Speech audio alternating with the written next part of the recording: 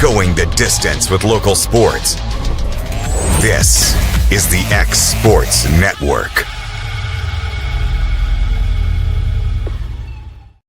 Hey, this is Phil Hooper. Get the look you want for your favorite school, church, or business with apparel from HD Ink Screen Printing in Leoma, Tennessee. Got a logo you need embroidered or screen printed? Let HD Ink give you the professional look that sets the bar in today's world. We do fundraisers and custom designed apparel and so much more. Call today, 931-201-2961, or come see us at our new shop located at 26 Ingram Road in Leoma. Remember, HD Ink for the look you want and the look you deserve.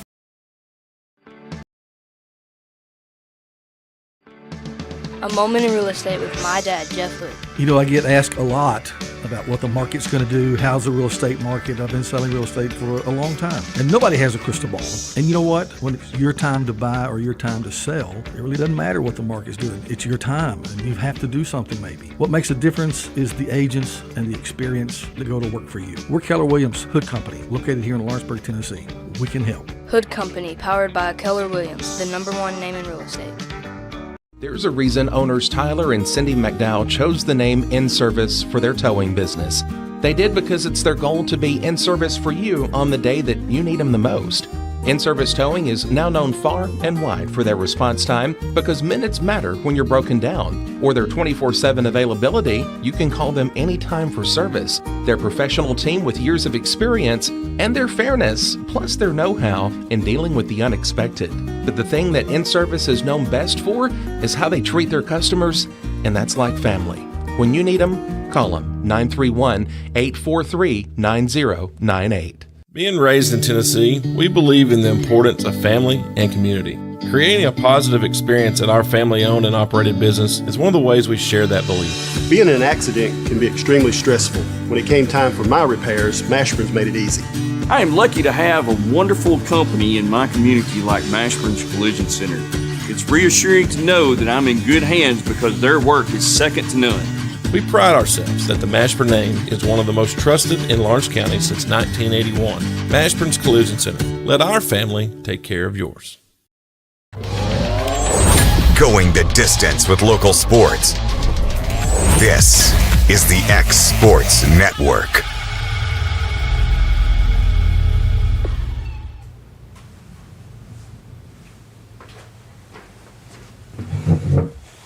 And happy Friday, everybody. Welcome into the Friday edition of the Mark My Words College Sports Show here on the X Sports Network. I'm your host, Michael Marks, and we have a lot to get into. We have college basketball in full swing. We have college football getting down to the nitty-gritty of it, so we'll break right into it. We'll jump into some of the midweek college football action we had. It's our first week of action, so it's a great time there. Let me pull these up real quick. 1 second. All right. Last night, South Florida. This is not action, but South Florida. I'd say somewhat kept their playoff hopes alive with a big win last night over UTSA, 55-23. Big game once again from Byron Brown, 14 of 15, 239 yards and 2 touchdowns. Was very effective on the ground as well, 9 carries, 109 yards and a touchdown. I mean, that's incredible. I mean, counting his incompletion, he had 24 touches total for 348 yards and 3 touchdowns. Nakahi Davenport, 7 carries, 94 yards, 2 touchdowns. Just an all-around great game from the Bulls. And they look to still somewhat keep their name in contention for the American Conference title game and maybe even the playoff, but they'll definitely need to win some style points. But a 32-point win at home on a Thursday night definitely helps that out a good bit. Now we will hop on over to the MACtion. There we go. All right, so this is the games that happened on Wednesday. You had Kent State falling to Ball State 17-13. Not a whole lot of offense in this one. Kelly, the quarterback for Ball State, 17-29, 173 yards, 2 touchdowns. Had 21 carries on the ground, only 53 yards though. So this was a kind of in-your-face kind of football game. It's going to be not a lot of pretty. going with the team's total stats, neither team had over 301 yards of offense. Neither team ran the ball for more than 90 yards. Neither team got more than 15 first downs, a bunch of penalties, not a ton of turnovers, but just some sloppy Mac football, and that's what we love. Toledo dismantling Northern Illinois 42-3. The Rockets get back on the winning side of things at 5-4 on the season now, and got a really good game from their quarterback Gleason, 25 of 31, 309, and 2 touchdowns. Also had a couple of rushing touchdowns on the ground. Not a whole lot of yardage in this one on the ground for either team, but man, just a dominant performance from Toledo. 443 yards of offense, outgained Northern Illinois by over 240 yards. Didn't commit a turnover, had a bit of a penalty problem, and it didn't end up being a factor in a 39-point game, but definitely something you want to clean up if you're trying to make it a little on further down the line to the MAC championship game. And then, also last night we had some Conference USA. We had some Georgia Southern taking down Appalachian State 25-23. The Eagles getting a big win. Almost let this one get away from them. We're up 22-9 going into the final quarter. Got outscored 14-3, but had just enough to get it done. And what about a game from French? 25 of 37, 352 yards and a touchdown. Also had one on the ground. Arnold, their running back, had 105 yards on the ground. Mountaineers got a good game from Swan, former Vandy quarterback actually, and he had 348 yards, 2 touchdowns, and a pick. Got sacked 3 times. Not the greatest of games from the Mountaineers last night, and they have really, really fallen off the past couple of years. It doesn't seem that.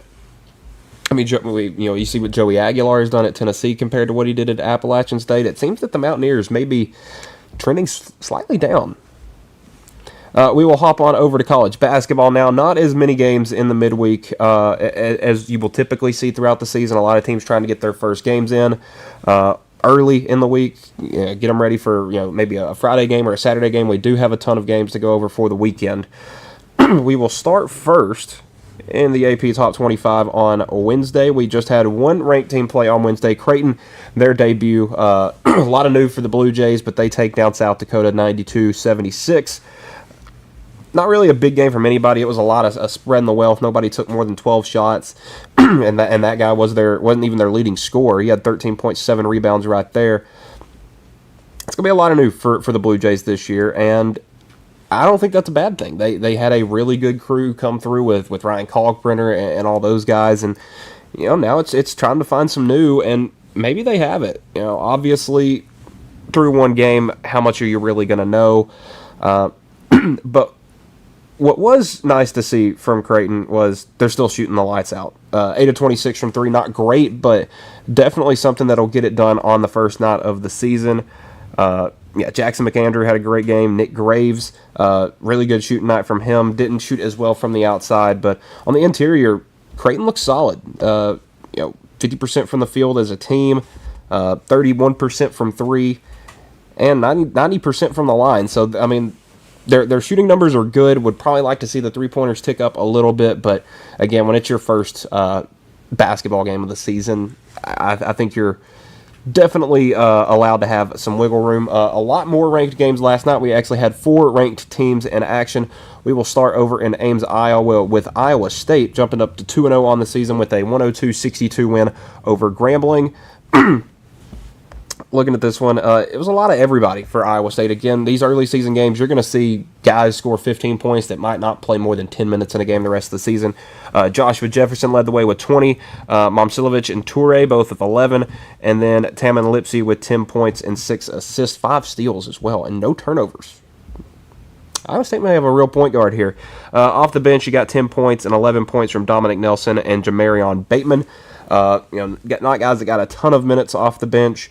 I think Iowa State could be a real deal team this year because, Momcilovic did not shoot very well. He shot 3 for 9 from 3. If you get maybe 1 or 2 more of those, I feel like that's a game-changing kind of player right there. Iowa State looks really good, and we'll be talking about them a little more later because they do have a big game coming up this weekend. We'll head on down to the Plains where Auburn got Game 2 out of the way under the Stephen Pearl regime now. Looked much better, to say the least. They had the 95-90 win over Bethune-Cookman. a team that was, maybe middle of the road in the SWAC, and then they handled Merrimack last night. 95-57, big win for the Tigers. Leading the way with 25 points, 14 rebounds, and 9 of them on the defensive side. 5 offensive rebounds. Big game for Keyshawn Hall, the big 6'7" forward out of transferred from UCF. He's averaging 26.5 points a game on the season. He has been really, really good.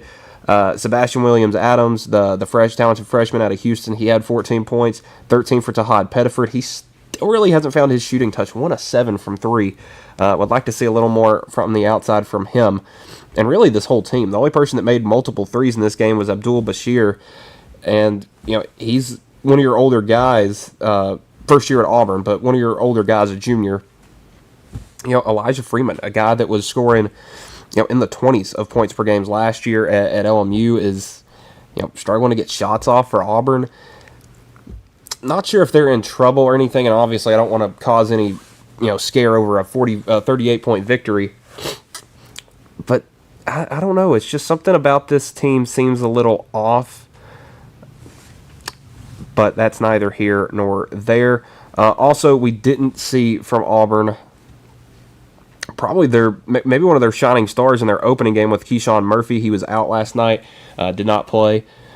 I think that could have had an impact, but listen, this team's averaging 95 points on the year so far, so I don't think there's any need to go crazy, call for concern over a 40-point victory. We will look at Florida. We actually had some history made in that game last night. Florida redshirt freshman Olivier Rioux made his debut and set the record for the tallest college basketball player of all time, 7'9". I mean, that's incredible. You got this. I saw him last year at the Tennessee-Florida game in Knoxville. Him sitting on the bench was taller than most of the coaches standing up, and I didn't get to see him play in that game, obviously. He was redshirted last year, and his coach, Todd Golden's already come out and said that he won't play in a game that's close. He didn't score in the game, didn't take a shot. But when it happens, it's going to be cool. 7'9" is massive, because Florida's got some big dudes on that team. Alex Condon, Micah Hanglockton, those guys are serious 7-footers. And then you got a guy that's 7 or 8 inches taller than them. For the Gators, they looked much better last night than they did in that opening loss to Arizona. Alex Condon, 25 points, 10 boards. This is a victory over North Florida, 104-64. Thomas Hawks settled down a little bit from that first game, had 12 points, 8 rebounds. Xavier Lee, 10 points, 4 assists, 2 turnovers. Boogie Fland, 10 points, 2 rebounds, 3 assists. And then Ruben Chinyelu, 8 points, 9 rebounds. But again, one of their best players has been off the bench this year, and it's been Micah Hanglockton, 17 points and 13 rebounds for the big man. Listen, he is going to have to start for this team or something, because he is too good to not have on the floor. But Florida's got too many big guys, because you got, again, Condon. He's he's 7-footer. Ruben Chinyolu's, he's 6'10", 6'11", and you have Hanglockton just hanging out on the bench. You can't play 3 7-footers because you're going to get ran around. But definitely, I guess to the victor the spoils. They have their choice of which 7-footer they want to throw out there. The last top 25 team in action this week, or last night, was number 11 Louisville taking down Jackson State 106-70. Man, Jackson State has had a rough go of it. Illinois in the first game, and then Louisville in their next game. Neither one of them went well for the Tigers, but I'll tell you, the Cardinals, they're figuring things out. Michael Brown Jr. had his first great game as a Cardinal, 18 points, 5 rebounds, 9 assists, had 6 turnovers, but he's a freshman. I'll cut him some slack there. Isaac McNeely didn't shoot the lights out as much in this one, but had an all-around great game, 8 points. Ryan Conwell had 19, 4 threes. He was definitely the shooter for this team last night. Connie Ruth's 16 points, 10 rebounds. He was big. Not much of a presence off the bench yet this early in the season. Adrian Woolley had 9 points. Kobe Rogers with 7. But Louisville still looking to find who they have kind of in waiting, so to speak. Other top 25 teams in action tonight. Oakland at Purdue, that one at 6 p.m. on Peacock. Number 1 team in the country putting their ranking on the line once again. Valparaiso and number 9 Kentucky, that one at 6 p.m. on SEC Network Plus. UMass Lowell taking on UConn, number 4 UConn, that one at 6:30 on Peacock. And then Sam Houston at number 10 Texas Tech, 7 p.m. on ESPN Plus. Florida Gulf Coast at Illinois, 7:30 Peacock. Northern Illinois at number 24 Wisconsin, that one at 7:30 on the Big Ten Network. At 8 o'clock on TNT and True TV, you have Utah Tech at number 13 Arizona, and then Pepperdine at number 12 UCLA. We'll hop back on over to the football to kind of go over some games that are going on tonight. Not a whole lot compared to most Friday slates. This one doesn't have a crazy ACC game or anything like it, so not going to be much. Not going to be much.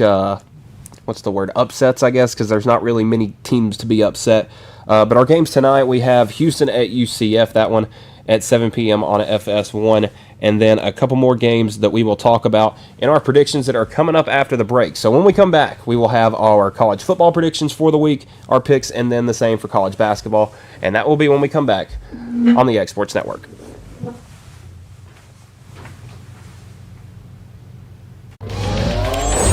Going the distance with local sports. This is the X Sports Network.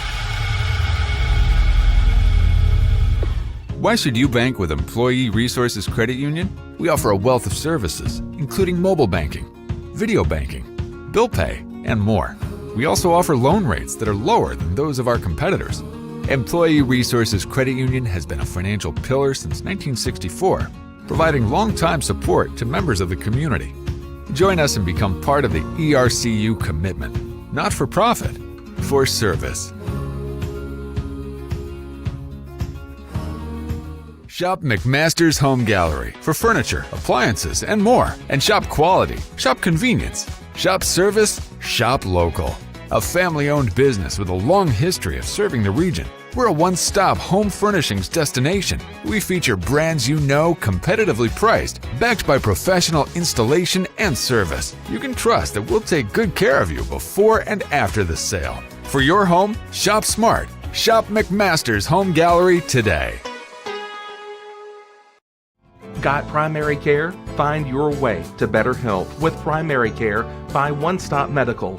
With decades of combined experience, you'll find a one-on-one relationship just like the old days, but with the convenience and technology of today. When One Stop Medical does primary care, it's the best. Call today for an appointment and find your way to healthy living. Serving Lawrenceburg, Pulaski, and Hohenwald. Phone 931-244-8220. Primary care by One Stop Medical at its best. From our humble beginnings to today, Parks Lumber Company has continuously served Lawrence and surrounding counties for over a century. Although we started as a small lumber yard in 1896, we have grown to include everything you need to make your dream project come to life. No matter your building needs, our experienced staff will be with you every step of the way to ensure you receive the highest customer service and attention to detail you deserve. Visit us at 106 2nd Street or on Facebook. We guarantee you will see working with PLC is as easy as 1, 2, 3. There are now more ways to save at Quick Mart. Become a Quick Club member and easily earn rewards on qualifying purchases at Quick Mart convenience stores using the Quick Club app, available on the Apple App Store and Google Play. To save on fuel for work, use the Fuel Rewards Pro app to earn 5 cents a gallon on work fill-ups and redeem the savings for yourself. To get started, visit fuelrewards.com/pro or download the app in the Apple App Store and Google Play. Going the distance with local sports. This is the X Sports Network.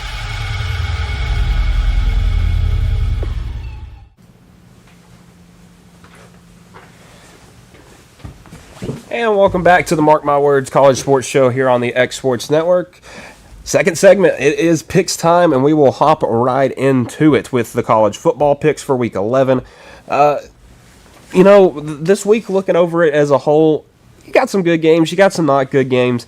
It's another one of those weeks where now you know who the good teams are, you know who the not so good teams are, and it feels like a lot of those are kind of playing each other. this week. So we will start first in the ACC, a non-conference matchup, actually. Duke Blue Devils heading up north to take on the UConn Huskies. I guess we're having a basketball school's having a football game. This one at 2:30 on CBS Sports Network. Duke favored by 9.5, over and under at 65.5. Looking for some points in this one, and I have to agree. I mean, look at what Duke's offense has done this year. Well, now it's that point in the year when you search Duke on ESPN, the basketball team shows up. But looking at their football team, this is their points in order from week 1 to now. 45, 19, 27, 45, 38, 45, 18, 46. So it seems like they go back and forth, honestly.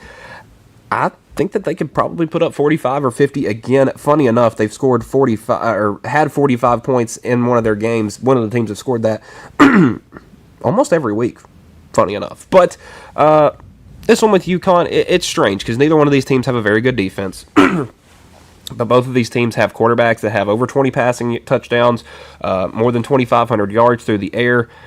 A little bit different through the running backs because Nate Shepard's really come on as of late. Cam Edwards has really been their guy all year.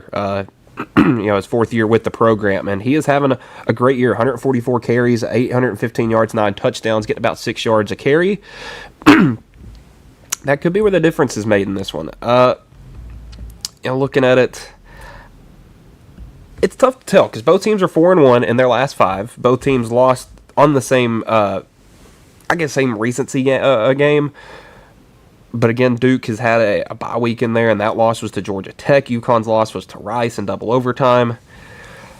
Duke coming off a big road win at Clemson, going on the road once again.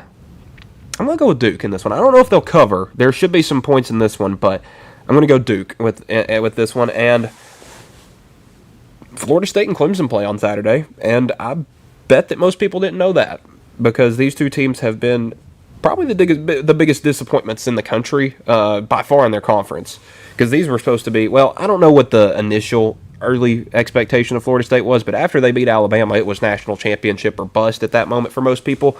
Not me. I like to make you show it 2 weeks in a row, and they haven't done that yet this season. Florida State 4-4 at Clemson 3-5. This game is a night game on the ACC network. How the mighty have fallen. Clemson favored by 1.5 at home. Not sure if I agree with that one at all. Over under at 56.5. So doesn't look like either defense wants to show up. And based on the way that Clemson has been playing defense this year, something that was supposed to be full of first round draft picks, this, that, and the other has been a complete bust. And this one should be a fun one. You got Florida State, who's lost 4 of their last 5. Finally got off the losing streak last week. And you got a Clemson team that's lost 2 of their last 3, and those 3 losses have all come at home. You talk about Death Valley being such a tough place to play, and then you look at Clemson this year, and you really question if that's a true statement. Let me pull it up, because I believe they are just 1-5 at home. If not, they're 1-4, but it's not good. Yeah, 1-4 at home.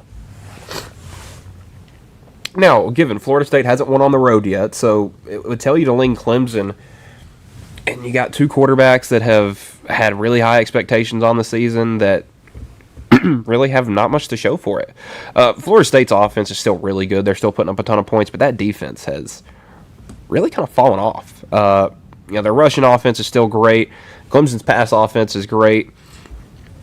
There has a chance to be some points put up in this one, but I really don't know which way to lean on this one. I mean, my initial pick tells me to go with Clemson, but I think I'm going to go with Florida State. I think they have just enough to get this one done. I don't think Clemson's going to be able to stop them because I think Florida State's going to try to mix some things up, try to go, spread their skill position players out in space and let them go to work. Clemson, without Bryant Wesco, I just don't know if they have enough talent on the outside to get it done. Because their defense isn't stopping anybody, and if you don't get a stop, you're going to get run out of your own building, because Florida State does have an offense that can put up some points. Also a night game. This one is actually getting the better treatment. It's the night game on ESPN, Wake Forest and Virginia. If I would have told you after week 1 of this college football season that Florida State and Clemson were the night game on the ACC network while Wake Forest and Virginia was the night game on ESPN, you would think I was crazy.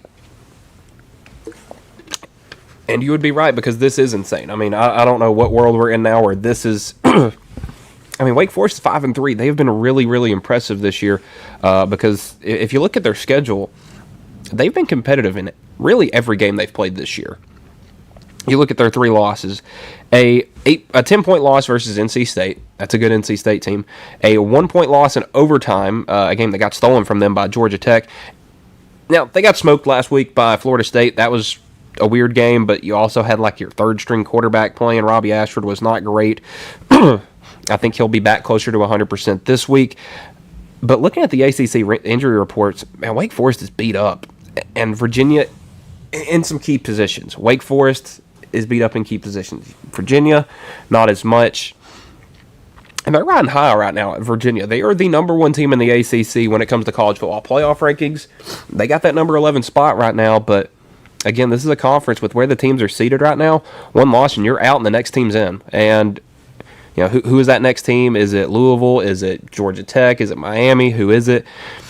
I mean, I would lean towards Georgia Tech being the next team, but Pitt is still 5-1 in conference play. I mean, right now they're almost right there at the the door of the ACC championship game, and they would love a Wake Forest victory tonight. Looking at that Pitt team, it looks like they're actually off this week, so they get a little time to rest before they head into their final stretch of the season, because it's getting pretty big for them coming down the stretch too. We'll hop on over to the Big 12 where they have the big one of the day. It's the College Game Day game. It's at 11 a.m. though. What are we doing? Why is BYU at Texas Tech? 7 versus 8 and 11 a.m. kickoff in the Central time slot. I don't know. This one on ABC. Listen, I'm pumped for this one. This is good on good, as good as it gets in the Big 12. These are 2 teams that have been on a bit of a different path. BYU, yeah, they won some games big early in the season. You're like, okay, they could be pretty good. And then they have those games where they just barely get by Colorado, just barely get by Arizona, scrape by Utah. And you feel like this team is waiting to get beat. And then they have that game at Iowa State last week, or 2 weeks ago, that I thought was for sure a great moment for Iowa State to get themselves back on the right side of things this season. And BYU just went in there and handled business. They're coming off a bye week. Texas Tech, on the other hand, a little bit of a different path. Have a loss in there on the season, but are coming off probably their best, if not their best win of the season, a big win at Kansas State last week, 43-20. Who does this one benefit? I don't know. If you're BYU, you've gotten your secondary back a little more healthy, so that would benefit you greatly. But you look at Texas Tech, and their offense is so good. I mean, you got Baron Morton back. He's played a good bit last week, and it should be your guy going into this one. He's had some injury problems, and they don't have a backup, which could be cause for concern. But I'm not gonna freak out yet. Both teams have really good running backs. L.J. Martin, Cam Dickey. Both teams have really good receivers. BYU honestly has a couple. Roberts is their leading receiver, almost 600 yards. I think Texas Tech's got a better defense, though. Looking at their games, yeah, they score a lot of points, but here's what Texas Tech has given up in their games this season. 7, 14, 45... 7, 14, 14. They scored 45 in that game where they gave up 14. 10, 11, 17, 26, 0, 20. Arizona State is the team that scored the most on them, and that was 26 points. And that was a game where Texas Tech was kind of doomed to lose from the start. You lose both quarterbacks in that one. I mean, they're scoring 40 points, and they're giving up 10. That makes you think Red Raiders. But this one's important. If Texas Tech loses, all hell breaks loose in the Big 12. That's just is BYU is in the conference championship game. Who are they going to play? But BYU still has Cincinnati left on the schedule. The Big 12 is a mess right now, and it's going to be fun to see how we get to where we end up in the first weekend of December when those teams have their conference championship games. Iowa State at TCU. This one at 2:30 p.m. on Fox. The midday slot there. This could be a pretty good game. I really, really like TCU in this one. Iowa State's just so beat up. I mean, you go look through the Big 12 injury reports for this week, and honestly, it felt like this for a lot of the ACC teams, but for the Big 12, I mean, it felt like it was Iowa State, and then everybody else was hurt. And it's strange when that's the case. Because you look, there's a couple guys out, Houston UCF, not too many guys out of the BYU Texas Tech game, good bit of guys, and then you get to Iowa State, and they have more guys out than most people have, just probable or questionable. I mean, and there's nobody that's really too important for TCU that's out, and Iowa State's going to be missing 6 of their 11 starters that made that start in week 1 in Germany, or in, I believe it was Germany, or Ireland against Kansas State, and 4 of 5 of those are in the secondary. What has TCU done really good this year?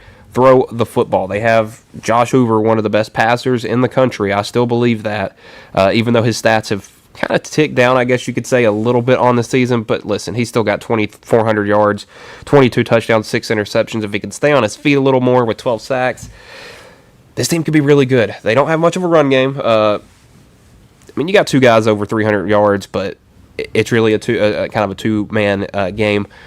I think Josh Hoover, Eric McAllister, those guys are going to be able to stretch the field, and I think that it's going to be a long night for Iowa State. Give me TCU in that one big. Last game that we'll look at in the Big 12, Kansas 5-4 at 5-3 Arizona. This one also at 2:30 on ESPN2. Spreads got Arizona favored by 4.5, and over/under set at 57.5. They like some points in this one, and I do as well. And these are two. The way I look at these two teams are very similar, Arizona and Kansas, just because they're both in the same spot. They have a really good quarterback and not much else. You look at the Wildcats. They got Noah Fafita. He's been a great quarterback this year for them. Over 2,000 yards, 21 touchdowns, 4 interceptions. He's gotten sacked a lot, but that's, again, he's not been protected very well. He's got several receivers over 250 yards, 5 to be exact. And then you go look at Kansas. The same thing with Jalen Daniels. He's had a really good year, but again is struggling because he doesn't have much help around him. We'll look at Daniels' stats. 1,991 yards, 20 touchdowns, 3 interceptions, 17 sacks. These are going to be two quarterbacks going at it. I think we're going to see a lot of points because neither one of these defenses have really showed up, especially Kansas. I mean, their defense, you look, once they played that Missouri game, they've given up 42, 10, 37, 20, 42, 42, 21. And that 21 was to Oklahoma State last week in a game that they probably should have won by more than 3 scores. I think their defense is struggling. I'm going to go Arizona in this one. I think Noah Fafita is going to have a big game, and he's going to absolutely feast on this Kansas secondary, similar to what we saw Brendan Swordsby do for Cincinnati. I think Fafita can do that, and maybe a little bit more. We'll look at another game going on tonight, actually. This one, Northwestern 5-3, heading out to the bright lights of L.A. to take on 19th-ranked USC. USC 6-2 on the year. This one tonight at 8 p.m. on Fox. I think this could be a really good game, but something in my head's telling me that USC is going to go out there and just blow the doors off of Northwestern. Northwestern's a slow-moving team. I think USC is tired of playing slow-moving teams. They've been stuck playing these Big 12 or these Big 10 teams like Illinois. Not really much of an up-and-down team. Michigan, Notre Dame, Nebraska. They got Iowa the next week. They got Northwestern this week. I feel like it's a pace that's trying to slow them down, and I don't think they're going to let it happen this year. I think Maava gets back on the right page with his receivers because it feels like Mekhi Lemon hasn't caught a touchdown in forever. Not sure what we're looking at on Wayman Jordan on his availability at tailback, but, I mean, we've all noticed the emergence of King Miller. I mean, he's 65 carries, and he's still averaging 8 yards a carry on the season with 4 touchdowns. I mean, he's been really, really good, and we've only seen him since the second half of that Michigan game. I mean, you look at it, and he's only played, 2.5 games? 500 yards? He could be the real deal for USC moving forward. But I think USC needs to win this one. And I think they need to win it pretty dominantly, get some style points in there. Because, look, they have 2 losses. Only one of them is in conference play. You look at the Big Ten standings, there are a lot of teams that have 1 loss. Indiana and Ohio State are probably going to play for the Big Ten championship game with no losses. But, look, there's a bunch of teams fighting for that last playoff spot. You got Michigan, you got Oregon, you got Iowa, and you got USC, all right there fighting for that last playoff spot. You could say Washington, but I don't think they have done enough in conference play to justify that one. USC still got a chance, and they need a win tonight. The big noon kickoff. Number 2, Indiana, taking their 9-0 record on the road to Happy Valley and trying to make it 10-0 against the 3-5 Penn State Nittany Lions. Again, this one, the 11 a.m. game on Fox. Indiana's spread favored them by 14.5, over-under at 51.5. I mean, this is Indiana. Elijah Surratt is dealing with a little bit of I think it was a hamstring injury. Not sure if that's going to be anything that hurts them here. Looking at Indiana the past couple of weeks, they've really earned my respect, and I'm calling them the new number 1 team in the country because they're playing some teams that have had their moments of flash in the season. Obviously, UCLA was in the middle of that big winning streak before UCLA just dismantled them bye week, and then that Maryland team that started off 4-0 and realistically could have been 6-1 going into that game, beat them 55-10. I don't know if we see another one that bad, but I do think that this is like a 38-10 kind of game for Indiana. I think they cover the spread. I'm kind of curious to see what Happy Valley looks like because now looking at Penn State's schedule, I feel terrible for them. They've had to play Oregon, they've had to play Ohio State, and they've had to play Indiana all in the same season. And those are 3 really, really good teams. I don't care what I've said about Oregon and what I'll probably say about them because they're the next game we're picking. Oregon's still a good team and have only been beaten once by that Indiana team who hasn't lost yet. But again, I'm going with Indiana in this one. I just feel like their offense is too much and their defense has really impressed me. And it's a slow-moving Penn State offense that hasn't looked very good since Aller went down. It didn't really look great to begin with. They've lost 5 in a row. Indiana's won 5 in a row. Give me the Hoosiers. I don't think Penn State comes off this slide yet. But looking at their last 3 games of the season, Michigan State, Nebraska, Rutgers, they have a chance to try to get to a bowl. But they can't afford any more slip-ups after this Indiana one. And now the game that I am most excited for to watch this Saturday.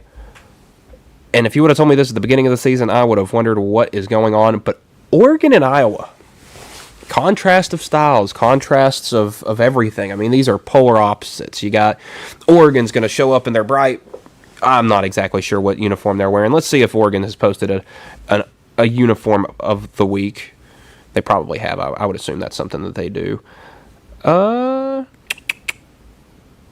Doesn't look like it. So who knows what Oregon will wear? But it'll probably be a really cool uniform. And then Iowa's going to wear the same black and gold Iowa uniforms that they've worn since the dawn of time. It's a fast pace up and down the field Oregon offense. It's a sluggish Iowa defense and offense. I've never seen a team that can play sluggish on offense and it work, but Iowa does.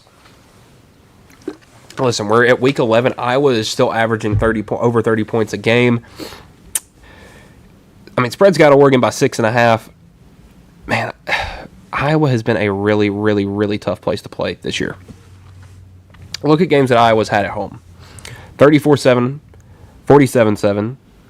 20-15, a loss to Indiana, and they were Mark Gronowski and this close away from winning that game. 25-24 over Penn State, and then a 41-3 over Minnesota 2 weeks ago. They're coming off a bye week. I mean, Mark Gronowski has finally thrown a touchdown in conference play.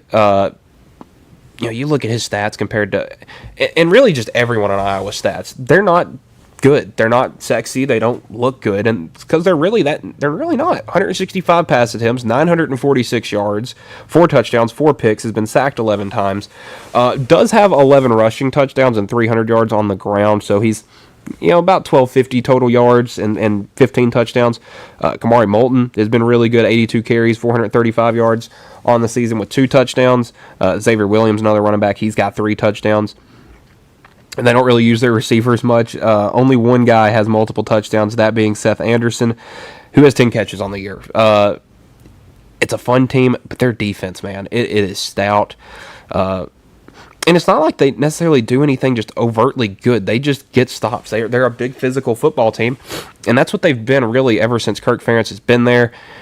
I think they get it done. I think Iowa gets the big win, and this could launch them into the playoff picture. It seriously could, because their losses were to Indiana, who hasn't lost to anybody, and then their one loss on the road to an Iowa State team who was riding high 2-0 off of some big victories overseas and then one at home. I believe it was against South Dakota. Yes, that was against South Dakota. That was still an Iowa State team that was riding high. They didn't have a bunch of injuries. Rocco Beck looked really good in that one. I think we might need to start paying attention to Iowa if they win this one, because they got USC, Michigan State, Nebraska left. They're going to have to earn all 4 of them. If they do, and that team's 10-2, put them in the playoff. Put them in the they won't be able to make it to the Big Ten championship game, but put them in the playoff. I think that would be a really fun thing to see, just Iowa of all teams, because they're not going to be fun. It's not going to be great. They don't have what I would consider they haven't finished a game in a whole number that would be a touchdown number. They had 7, 14, 35, 28, 21, those kinds of numbers. It's all 47, 34, 13, 15. I mean, it's just what Iowa football is. And Oregon, I'll talk about the Ducks for a minute, because they've kind of struggled a little bit ever since that Penn State game. Because, well, before that, we were like, oh, wow, what a big win. And then we watched Penn State for 2 more weeks, and we're like, okay, maybe not that good. And then you go out 2 weeks later, lay an egg against Indiana at home. Yeah, you get a nice bounce-back win against Rutgers, but it's Rutgers. Everybody gets a nice bounce-back win against them. And then the next week, you host Wisconsin, who has been abysmal on offense all season. And if they had any sort of semblance, it probably would have been a pretty close game last Saturday, or 2 Saturdays ago, because you only won 21-7. Dante Moore, his stats aren't really anything to go home about. 19 touchdowns, 4 interceptions, only 1,700 yards. Noah Winning, Amendier Hill Jr. having a really good year. Jordan Davidson is leading the team in rushing touchdowns, though. DeCorian Moore, Gary Bryant having good seasons on the outside. But if Oregon's offense can't get going, if they only score 21 points in this game, they might lose. I'm going to go with Iowa, getting a big upset win at home and launching themselves into the playoff picture. Last game in the Big Ten, Nebraska 6-3 at 3-5 UCLA. We have a Northwestern team heading to LA, and then we have a Nebraska team heading to LA. It's funny to see all these teams, and these being conference matchups. Let's look at both of these teams, because they're in very different spots than they were 2 weeks ago. Obviously, UCLA coming off a bye week, but coming off that whooping to Indiana. We haven't seen them since they've come back from this, obviously. And this is their first opportunity against a pretty good Nebraska team. But UCLA's favored at home. But how much of a home field advantage do they have? I mean, you look at their biggest home win of the season, and there was like 15 people there. So I don't know if the road's going to play much of a factor. Nebraska has not struggled with a UCLA kind of team. Nebraska's playoff hopes were gashed last week with that home loss to USC. How well do they respond? Because I think Nebraska has had a completely 180 of what I would have identified their football team as. I would have looked at them as a pass-first team with Dylan Raiola and a really solid running back in Emmett Johnson behind him. Well, Emmett Johnson is, I believe he's still top 3 or 4 in the country in rushing yards. He's over 1,000 yards. Raiola has not been as impressive. He's getting there, but he's not there yet. You look, they've lost 2 of their last 3. I don't know. My initial pick says Nebraska to get a win on the road, but I'm looking to see how both of these teams respond. That's the curious thing about this, because you're looking for continuity in 18 to 21-year-olds, which is a tough thing to bet on. Nebraska comes off a loss that pretty much ended their playoff hopes, and UCLA coming off a loss that it didn't kill any playoff hopes, but definitely kind of put a couple holes in their parachute, I guess you could say, coming down. We'll hop on over now to the SEC. Number 5, Georgia, 7-1 on the year, going on the road to Starkville to take on 5-4 Mississippi State. This one 11 a.m. on ESPN. This one has me intrigued, because you look at the teams that have given Georgia troubles this year. Tennessee, really good offense. Alabama, an efficient offense. It may not be really good at just putting points up, but they're efficient, and they get up and down the field. I'm not going to say Auburn, because that was a rivalry game. Things happen. Georgia, I guess you could say Florida. Florida has a half-decent offense now, but teams that have given Georgia struggles this year are the teams that can put up some points. And Mississippi State can do that. Even just look at some of their losses. They have scored in single digits once this season, and that was to the number 3 team in the country now. So, it's a good product, but I think they have a chance to get a big win on Saturday. I don't think they will. It's Georgia minus 9.5, but they could be a really, really good team. There's not going to be too many big injuries in this one on the side of Mississippi State. Blake Shapen's going to be good to go. He's probably going to be beaten up all to crap because he's been sacked 30 times this year in 9 games, which is not good. You got both Bothwell and Booth back. They're going to be running the ball. That's going to be good for your offense. Brennan Thompson, Anthony Evans, your 2 big guys on the outside. That offense is going to be there. Defense has been nowhere to be found, really. Can I say all season? They shut out Alcorn State, but that's an FCS team. Maybe Arizona State was the last time their defense showed up, or Alcorn State.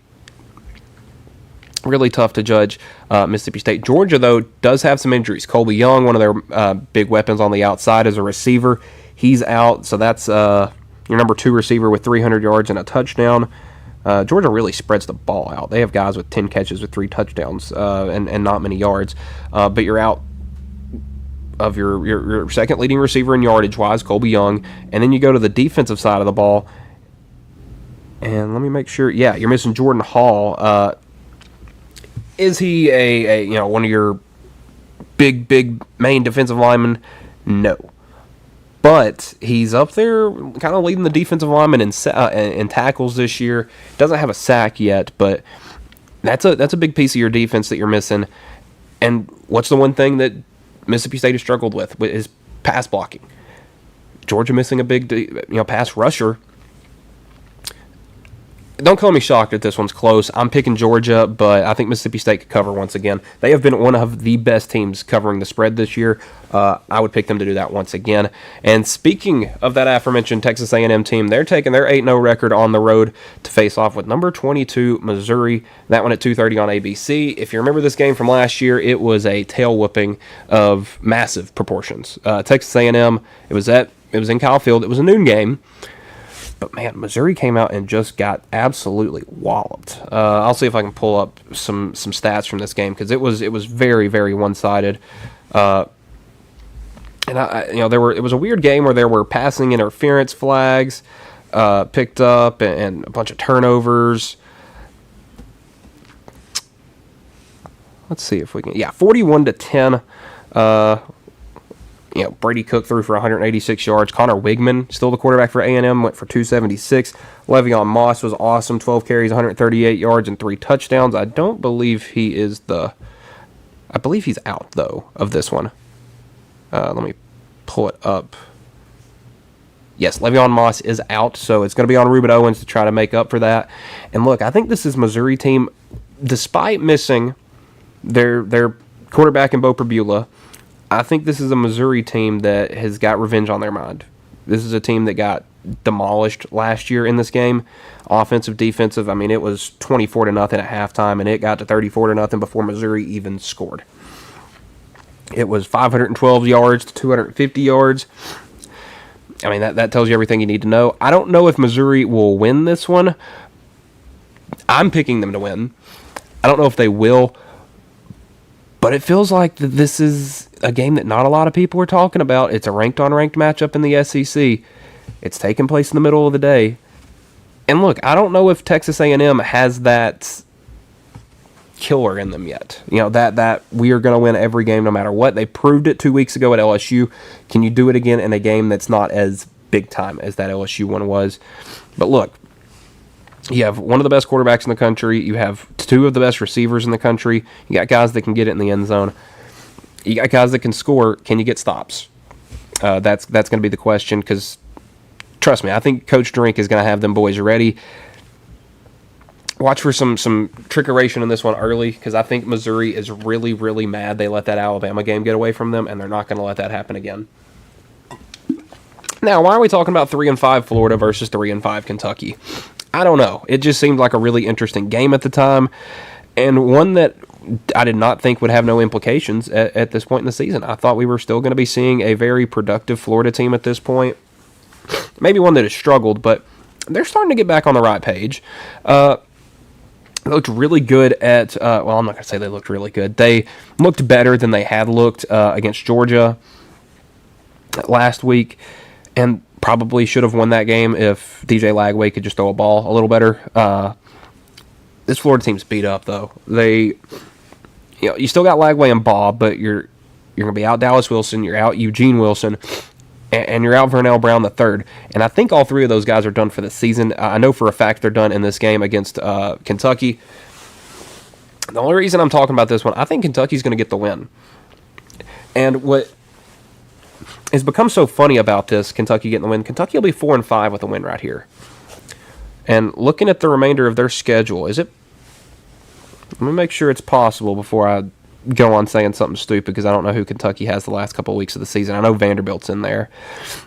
Vanderbilt, but they've gotten most of their big games out of the way. Okay. It's a very real chance that if Kentucky wins this game on Saturday, they could make a bowl game. They'd have to upset Vanderbilt or Louisville. But a win against Kentucky, you got Tennessee Tech the next week. What a way to ruin one of those two team seasons, because both of those teams looking to make the college football playoff. Big rivals of you, would love to knock them both out. But what I feel like is going to be really funny is this team's going to end up 5-7, and they're going to keep Mark Stoops, and then they're going to keep doing this every year where they're like, oh, when's Mark Stoops going to get fired? Kind of like Florida did with Billy Napier, and we'll have to wait 5 years before he's gone again. This could be a job-saving game or a job-losing game for Coach Stoops and Kentucky. Alabama, LSU, this game hasn't felt the same since 2020. Alabama has just completely dominated it. Sure, LSU got that win in 2022, but I mean, it was that was an unmatched environment. LSU's not very good this year.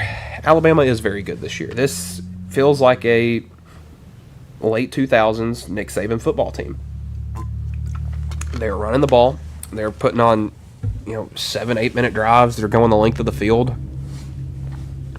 Their guys aren't putting up crazy stats, but they're efficient. And that's what's made this team so good. They don't make mistakes. They don't shoot themselves in the foot. And it's going to be Bryant-Denny at night. That place is going to be rocking. I don't think LSU's going to be able to put up more than probably 14 or 17 in this one. I'm going to take Alabama in this one big. Outside of the Power 5, we got a big Group of 5 game going on tonight. Tulane had their playoff hopes gashed last week in San Antonio, but are going to Memphis tonight to try to do that to their fellow American Conference counterpart. This one at 8 p.m. on ESPN. Memphis favored by 3.5 and over-under set at 53.5. I'm going to go with the Tigers here. They just got a huge win last week with that game over. Pardon, let me make sure. With the win over. Man, why can I not think of the team's name? It's the brain fog from the from my sinus issues, but nonetheless, I think Tulane has a chance to play spoiler here. Will they? I don't know. But Memphis, it was USF. That was who Memphis beat last week. Looking at how USF bounced back, I think Memphis might do the same. And I'm going to take Memphis to get a big win over Tulane. And really, if Memphis doesn't win this game, you're probably looking outside the American for your playoff team, because it could be James Madison or San Diego State. We'll talk about them a little later. Another team that's still alive, but not by very much. Navy, 7-1, going on the road to South Bend to take on number 10 Notre Dame. That one, the night game at 6:30 on NBC. Notre Dame's favored by 27.5. I don't agree with that. I think Notre Dame will win, and I think Notre Dame will win comfortably. But I also feel like this Navy team is a little better than the team they had last year. I think Blake Horvat's better. I think their lines are a little bit better, and I don't think this Notre Dame team is nearly as good.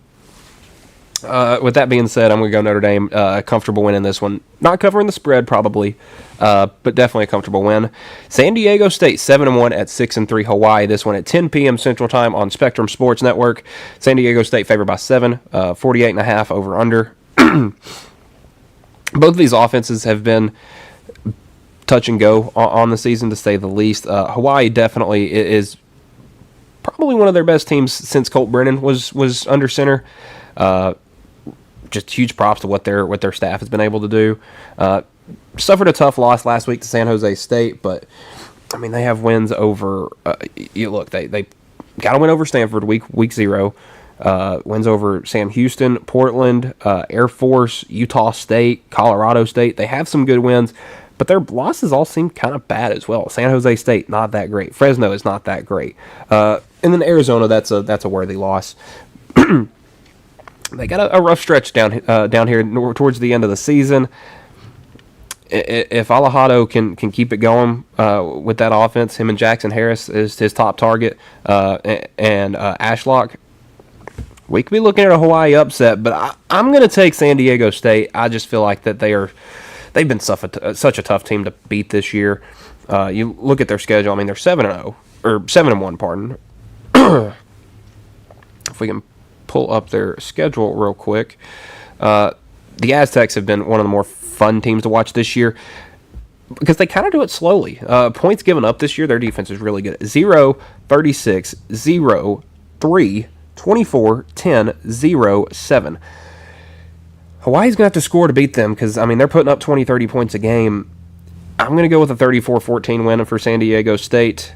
And that, we'll go back over the picks real quick. I have Duke over UConn, Florida State over Clemson, Virginia over Wake Forest, BYU over Texas Tech, TCU over Iowa State, Arizona over Kansas. I have USC over Northwestern, Indiana over Penn State, Iowa over Oregon, and Nebraska over UCLA. I have Georgia over Mississippi State, Missouri the upset over Texas A&M, Kentucky over Florida, Bama over LSU, Memphis over Tulane, Notre Dame over Navy, and San Diego State over Hawaii. We'll go real quick and make some picks for college basketball this weekend. We actually have some pretty good games. Picking all of the Power 5 matchups. We'll start off in the ACC. Number 19 Kansas 1-0 at number 25 North Carolina. That one tonight at 6:30 on ESPN. Listen, I think Kansas has got the best player and second best player in the country in Darren Peterson. I think he's the kind of guy that could go into the Dean Dome and put on a show. I mean, we've seen a bunch of young athletes go in there and score a ton in that building. And I think North Carolina is in a really tough spot right now. And it's crazy to say that one game into the season, but this is their chance to get a big home win. I'm not exactly sure what the rest of their home schedule looks like, but you fumble an opportunity with a team like Kansas. That seat could be warmed up for Hubert Davis, but I'll go with the Jayhawks getting a big win there. We will stay on Friday. We'll hop on over to the Big Ten, where Georgetown 1-0. Are they back? They might be back. They beat Kentucky in a scrimmage at Maryland 1-0. This one tonight at 5 on FS1. I have a hard time picking against Maryland. I watched their season opener earlier this week, and they looked good. Buzz Williams has got that team rolling already. Maryland's going to be a tough team to stop this year in the Big Ten. And, they could finish 10-22. But I would still say that they're going to be a tough team because Buzz Williams has tough teams. I'm going to go Maryland. Give me the Terps with that one there. We'll hop on over to Saturday. We'll start in the ACC once again. And the Big East, I guess. We got Providence 1-0 at Virginia Tech. Virginia Tech looked really good in their opener. Providence, not as much. They struggled in their opener against Holy Cross. I think Virginia Tech gets the win. They could be a sneaky team in the ACC. The ACC is always going to have maybe three really good teams. We can go with Duke, Louisville, and UNC this year. You could throw Virginia Tech in there. They could be sneaky good. Who else? I'm not sure because there's a lot of new. I mean, Clemson's probably still going to be pretty good. NC State got Will Wade. I mean, they'll probably be pretty good. Now, I'm pretty sure every other game after this, yes, they all feature an SEC team. And also, if I'm correct, none of them are at home. So, to the people complaining that the SEC didn't play anybody last year, they're going on the road and proving it this weekend. We'll start first at 3 p.m. on ESPN Plus at Vanderbilt. 1-0 going on the road to face off with UCF. I like the Doors. I really, really like their head coach. Tyler Nickel is really, really good for them as that kind of spread the floor kind of guy. Tyler Tanner, I think, could be huge for them. Didn't have a huge year last year for the Commodores as a freshman, but I think the sophomore from Brentwood's going to have an explosive year. Already averaging 18 points on the year. Had that big game against Lipscomb earlier this week. I think he's going to follow that up with another big one at UCF. Sunday, Mississippi State going on the road to take on number 16 and now 2-0 Iowa State. That one at 7 p.m. on ESPNU. Listen, I've talked about Iowa State, both games that they've played this year. I think they're really, really good. It's going to come down to point guard play in this one, and there's two really good ones. We'll start with Iowa State.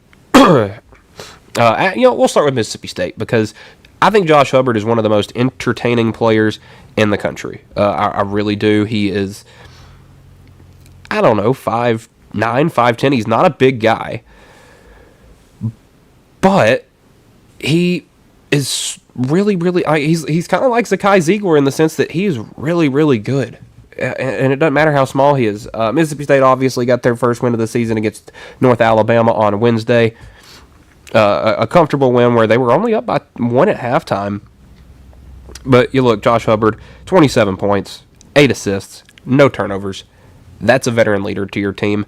Now, they do have to replace a lot, and I don't know if they have enough to replace what they lost last year. So I'm going to go Iowa State. But watch out for that point guard matchup in this one, because I think it can make a difference if Iowa State's offense gets completely shut down, because Hubbard can be a force there, because Mississippi State is a tough defensive team. They could get it done, but I'm going Iowa State in this one. We'll go back to Saturday. Number 14, Arkansas, going on the road to face off with number 22, Michigan State. This one at 6 p.m. on Fox on Saturday night. This is a great game. These are two historical programs with historical coaches with really good young teams facing off in an early season matchup. You got Calipari in Arkansas. You got Izzo in Michigan State. We're at the Breslin Center. It's a night game. It's on Saturday. This has got all the big game feel to it. And I don't know who's going to win. Because Michigan State is, I'm going to say, a little down this year. And I don't know what's giving me that indication, but it's probably the fact that they made the Sweet 16 or the Elite 8 and lost a lot of guys from that team. I think that they are probably going to struggle, but I'm going to give them the benefit of the doubt. I think that they are going to be able to hold their own at home against Arkansas. But, man, if you watch that Arkansas team against Southern on, I believe they played on Tuesday night, that team's legit. Darius Acuff, awesome. You got Billy Richmond. He's going to be really good. Ton of young guys, ton of older pieces as well. I just think Arkansas's got a little bit too much for them. And this could be a similar Arkansas team to last year that is really good in non-conference play and goes into the SEC play and just falls apart again. But I'm going to lean towards them getting the win here. Here's an SEC team that's got a tough one. Oklahoma. 1-0 going on the road to face off with number 21 Gonzaga. That at 9:30 on ESPN2. I believe this one's on Sunday. Gonzaga is really, really tough, and as long as Mark Few's their head coach, it's hard to pick against them. Oklahoma, on the other hand, I don't really know what to think about Oklahoma. They had Jeremiah Fears last year, obviously one of the most talented players in college basketball. And they weren't great. I mean, they weren't bad, but they weren't great. And then they lost a ton of people from that team. And it feels like Porter Moser's had to deal with this every year at Oklahoma. This will be a game to find out what he got back. But I'm going to go with Gonzaga getting a big win at home. And now my favorite game of the weekend. It's on Saturday. Number 15 Alabama, number 5 St. John's, 11 a.m. FS1. It's at MSG. This is big games. I mean, this is the biggest of bigs. You got two Northeastern kind of coaches with Nate Oates and Rick Pitino, two guys that their basketball teams are really good, and they're always really good. St. John's, though, I feel like could be on another level this year. I think that they are a little pissed off with the way last season ended. And they're going to be big. They're going to be physical. I think they're going to be a little bit better at scoring this year, which was a big problem for them last year. Alabama, they're going to score. No ifs, ands, or buts about it. Who can stop them? I think Bryce Hopkins is going to be big in this one for trying to shut down any of those Alabama wings because they're all going to be really good. But LeBaron Philon is definitely going to be the name to watch in this one. If he can go for a 25 or a 30-point game, we could be chalking up Alabama getting a big early season top 5 win. But if not, I think St. John's is going to stay perfect. So that is all of the games for this weekend.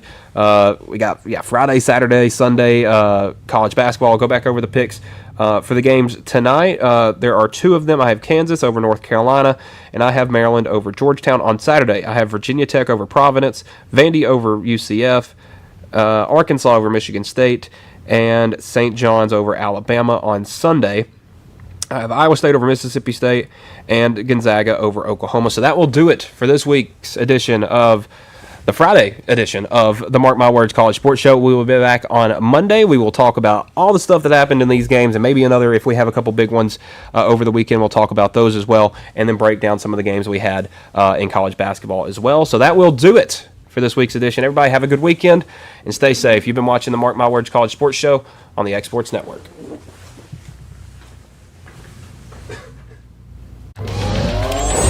Going the distance with local sports. This is the X Sports Network.